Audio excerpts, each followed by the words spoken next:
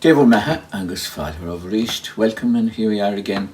The second talk in the series, A Learning Path. No, Cosan Olish. Agus tam kind of Horsi Culture, we're talking about culture and what it means and so on.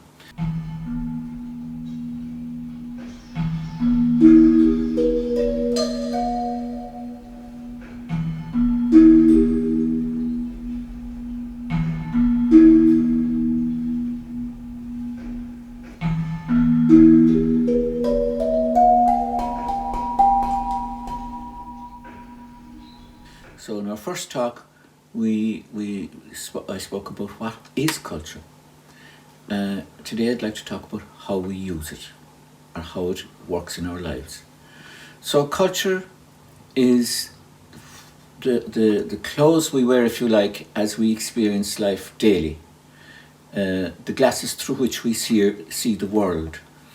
It's what makes us make decisions instinctively when we come on something suddenly. For example, if you suddenly have a problem, you could A, say, "Oh, mammy, ring your mother," to find out what to do. Or 2, panic and run away from the problem, ignore it. Or 3, study the problem and see if you can do something about it.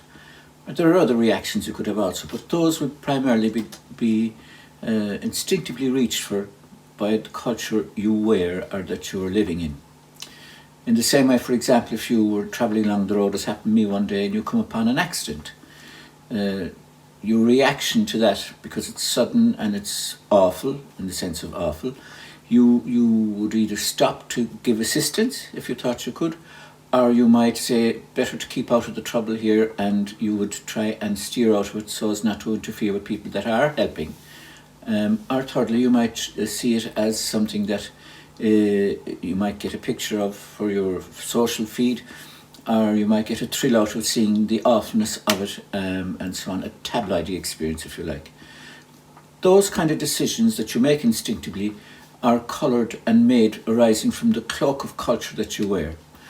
Culture is not just kind of concerts and art and books and so on. It's high culture. Culture is the stuff that you do all the time, and is something you were born and reared through and pick up by osmosis, if you like, from your surroundings as you grow up, and also by education and experience. So, for example, things like your prejudices, if you have them with regard to colour.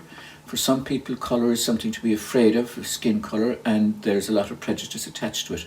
For other cultures, such as our own indigenous culture, it was a cause of interest because, as I explained the last day, we lived in communities, or tuha, dotted all over the country, with each one governing itself, as it were, and a common culture keeping us all knitted together, and doctors and poets and legals and so on came to our community when we needed them. We didn't go to court, we didn't go to the city, we didn't go someplace to get something, it came to us. And when the stranger arrived to us, was intriguing news and something new and something to be expected and looked forward to.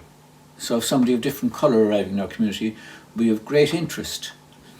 You can see traces of that, if you like, on island communities still, where people are isolated and a stranger comes in amongst them. A stranger would be good for breed, if nothing else. So culture decides how you react to different situations and scenarios. And as we said the last day, culture comes into life, if you like, or is expressed or is seen through language and music and colour and all these other creative things that is part of the human condition.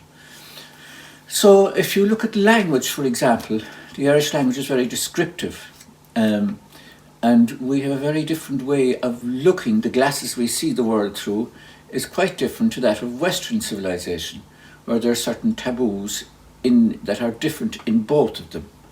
So I remember listening to a radio commentary from a friend of mine on Radio Nagat one day. He was describing a football match, and he said that it was very tame fair. It was like Tufog Wiki, which is a silent but deadly fart made by a pig.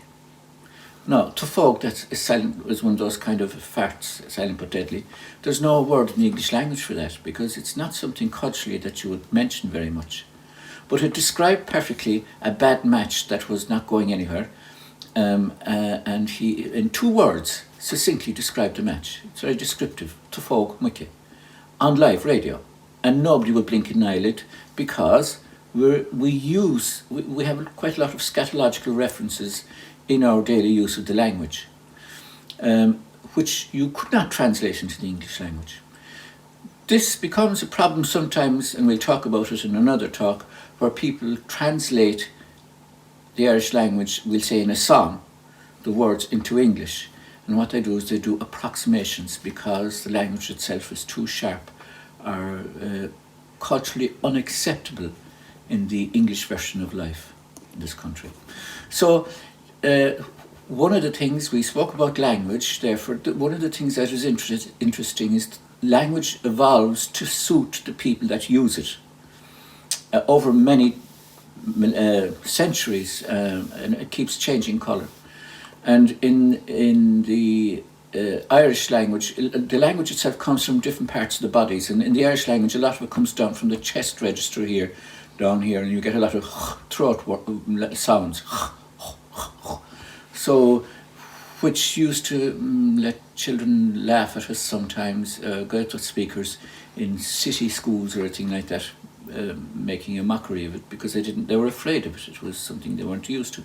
Because the English language comes from the mouth, the front, the teeth, which is where you can control the sounds you're making.